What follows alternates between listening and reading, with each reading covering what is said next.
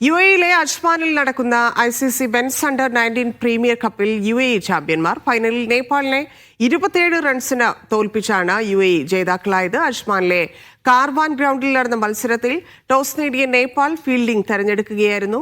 45.5 ഓവറിൽ UAEയെ 147 റൺസിന് all out ആക്കുകയും ചെയ്തു. എന്നാൽ നേപ്പാളിനെ 33.2 ഓവറിൽ 120 റൺസിലൊതുക്കി UAE. ACC അണ്ടർ 19 പ്രീമിയർ കപ്പിലെ 3ാം സ്ഥാനത്തിനായുള്ള ഒമാനെതിരെയുള്ള മത്സരത്തിൽ മലേഷ്യ ജയിച്ചു. 74 റൺസിനാണ് ടീം ജയിച്ചത്. ആദ്യം ബാറ്റ് ചെയ്ത മലേഷ്യ 49 ഓവറിൽ 212 റൺസ് നേടി. എന്നാൽ ഒമാന്റെ പോരാട്ടം 48.1 ഓവറിൽ 138 റൺസിലേ എത്തിയുള്ളൂ.